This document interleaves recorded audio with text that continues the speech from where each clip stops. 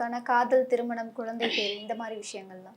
இவங்க என்ன பண்ணுவாங்கன்னா, அந்த சுக்கிரதசா காலத்துல வந்து யாரோட பேச்சையும் கேட்க மாட்டாங்க. நானே ம். ராஜா, நானே மந்திரி அப்படிங்கிற மாரி இருப்பாங்க. யாரோட பேச்சும் எடுபடவே எடுபடாது. அதனால நெறைய விரோதங்கள வந்து வளர்த்துப்பாங்க.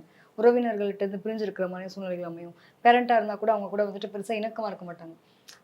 எனக்கு வந்து எனக்கு நான் ஒரு பொண்ண விரும்புறேன். எனக்கு அந்த பிள்ளை தான் என் கண்ணு முன்னாடி தெரியிறா. நீங்கலாம் எனக்கு முக்கியம் இல்லன்ற அளவுக்கு அவங்களுடைய ஈர்ப்பு ரொம்ப ஜாஸ்தியா இருக்கும்.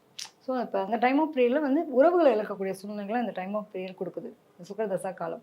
அதெல்லாம் தாண்டி லக்ஸுரி லைஃப் அப்படின்னு சொன்னேன்ல. இந்த மோகத்தின் மேல ரொம்ப மோகம், ஆசை, மோகம்ன்றப்போ அனாவசியமா வந்து உடல்நிலைய கெடுத்துக்குவாங்க. ம். சாப்பாடு, இந்த மாரி கரெக்டான சாப்பாடுன்றத தாண்டி, எதெல்லாம் உடம்புக்கு கெடுதலோ, அது அத்தனையும் வந்துட்டு அந்த டைம்ல வந்து பழகிக்குவாங்க. தவறான நண்பர்களுடைய பழக்கவழக்கங்கள் கிடைக்கும். ம். இவரே சும்மா இருந்தா கூட இந்த பையன சும்மா இருக்க விட மாட்டாங்க. அந்த தசா காலம் நடந்துச்சு அப்படின்னா, நட்பு வட்டாரம் அமையறது எல்லாமே கெட்ட வெறும் கெட்டது மட்டுமே கத்துக்கக்கூடிய நட்பு வட்டாரமா அமையும். ஸோ அந்த காலகட்டத்தில ரொம்ப கவனமா இருக்கணும்.